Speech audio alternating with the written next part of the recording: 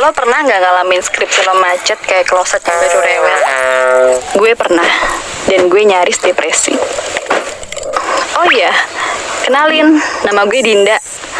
Gue mahasiswa tingkat akhir di Universitas Negeri yang sangat terkenal di kota Yogyakarta. Selama di kota ini, gue happy banget.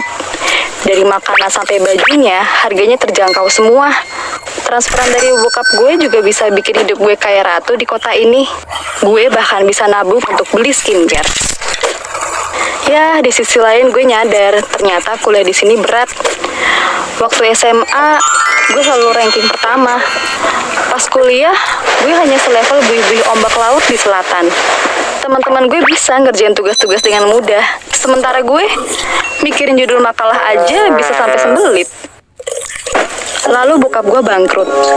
Gue terpaksa pindah kos yang lebih murah, meski jaraknya jauh dari kampus.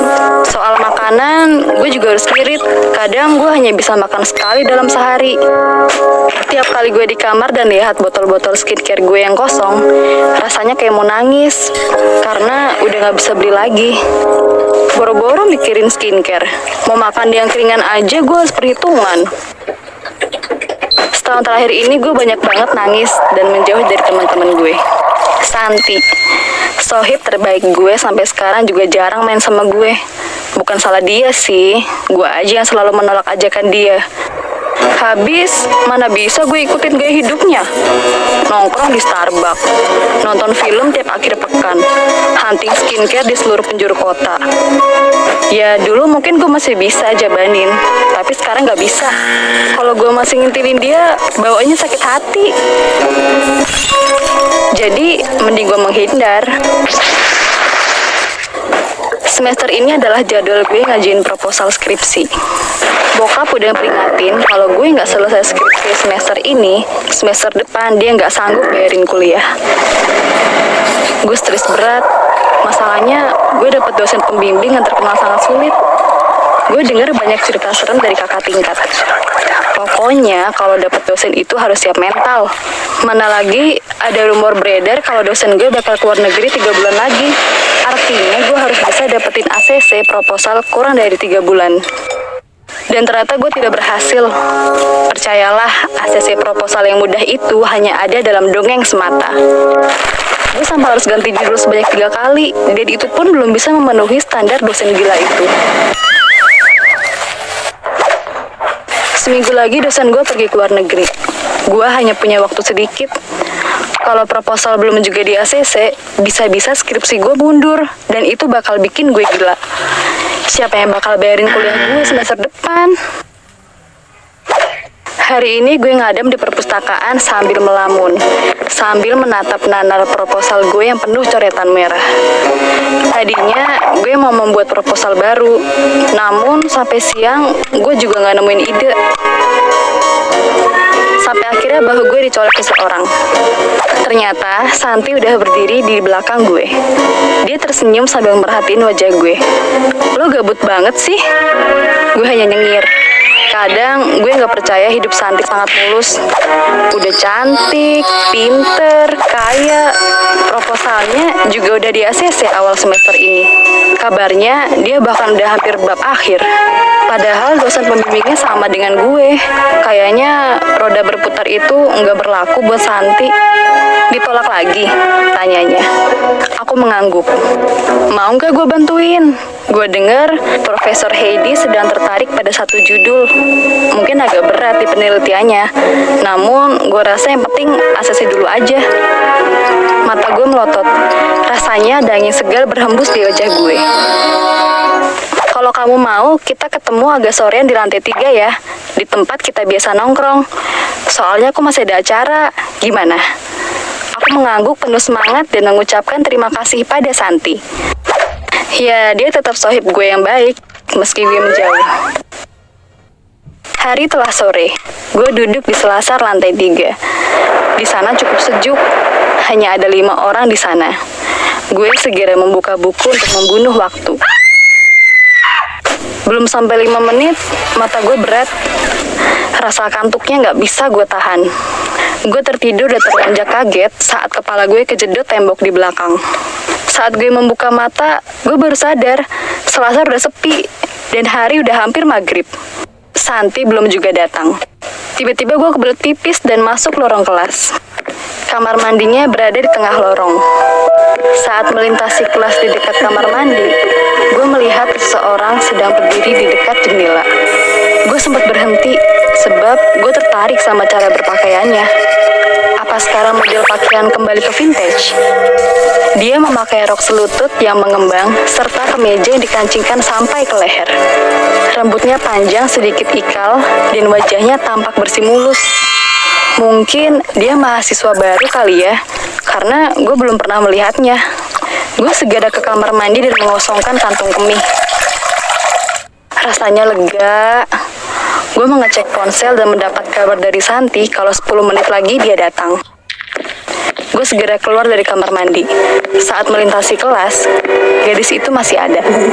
Kali ini dia melambai ke arah gue. "Kamu manggil aku?" tanya gue. Dia hanya tersenyum. Wajahnya emang cantik banget. "Adek baru skripsi ya?" tanyanya. Sebenarnya dia tampak lebih muda dan aku heran karena dia memanggil gue adek. Gue mengangguk keheranan. Bagaimana dia tahu gue sedang skripsi? Kalau nggak kuat lepasin aja, Dek. Gue semakin terbengong-bengong. Kepala gue kayak jadi ringan gitu. Mata gue jadi sedikit kabur. Gue mengerjap-ngerjapkan mata. "Sini, Dek, ikut aku." Ternyata dia udah berada di luar kelas. Seperti kerbau yang dicucuk hidungnya, gue ikutin dia yang ternyata membawa gue ke kamar mandi. Dia terus tersenyum dan gue merasa wajahnya makin glowing, kayak ada pendar putih. "Lihat di sana," tunjuknya ke atas. Lalu dia berbisik tepat di telinga gue. "Lepasin aja kalau berat." Saat gue mengangguk, seketika segalanya jadi gelap. Gue kayak masuk di tempat yang gak ada cahayanya. Sampai gue dengar suara orang memanggil nama gue. "Din, sadar Dinda, ayo bangun." Gue membuka mata dan melihat wajah Santi yang sangat khawatir. Dia hampir menangis. "Din, gue tahu hidup lo berat, tapi bukan berarti lo bisa ngelakuin ini." "Gue kenapa?" Santi menunjuk ke atas. Sebuah tali menggantung dan terayun-ayun. Gue terperanjat. "Hah? Gadis itu tadi kemana?" kataku nyaris histeris. Santi segera membimbingku untuk bangkit. "Gadis mana?" "Tadi ada gadis di sini sama gue. Rambutnya panjang, pakai rok." Santi menyuruh gue diam. Suasana jadi semakin mencekam. "Pokoknya kita keluar dulu sekarang, cepet-cepet." Santi memapahku dan kami bergegas keluar dari gedung. Perjalanan turun terasa lama dan Santi hanya terdiam. Wajahnya sangat tegang. Barulah saat kami di lantai bawah, Santi bernapas lega. "Ada apa sih, San?" "Din, kayaknya lu barusan ketemu Mbak Yayu." "Hah? Maksudmu Mbak Yayu yang itu?" Santi mengangguk. Seketika badanku kaku. Rumor mengenai Mbak Yayu sudah sering gue dengar. Namun, gue tidak percaya bakal mengalaminya sendiri. Konon katanya, Mbak Yayu ini mahasiswa yang stres karena masalah skripsi, lalu bunuh diri di kampus. Itulah mengapa gaya berpakaiannya sangat kuno, sebab dia memang bukan berasal dari dunia dan zaman ini. Kami segera berlari ke parkiran. Di sana, kami menceritakan semuanya pada satpam. Dengan inisiatifnya, satpam itu mengecek kamar mandi lantai 3. Saat dia turun, dia bilang tali gantungan itu sudah tidak ada. Satpam itu menyuruh kami pulang dan menasihati kami agar tidak ke lantai 3 saat maghrib sendirian. Santi mengajakku mampir ke sebuah kafe. Dia memesan teh hangat untuk meredakan gemetar di seluruh tubuh kami. Santi masih memandangku ragu dan khawatir. Gue mengangguk, memahaminya lalu berkata, "San, meski hidup gue berat, gue gak akan pernah ngelakuin hal gila itu. Percayalah sama gue." Santi tersenyum lalu menepuk bahu gue. "Gue akan akan bantu lo sebisa mungkin, Din. Jangan khawatir dan jangan menjauh lagi. Janji? Gue tersenyum dan mengangguk. Santi ikut tersenyum lega.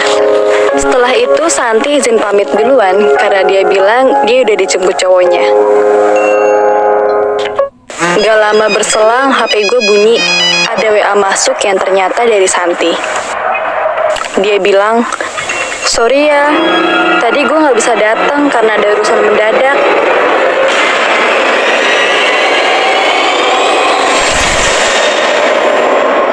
Gue berharap kalian gak ngalamin kejadian kayak gue. Saran gue, kapanpun dan dimanapun kalian berada, jangan pernah sendirian di tempat sepi, apalagi sampai larut malam. Kalau kalian punya cerita menarik dan ingin dibuatin animasi keren kayak gini, jangan lupa kirim email ke bawah sini ya. Oh iya, jangan lupa like, comment, share, and subscribe. Gue punya cerita.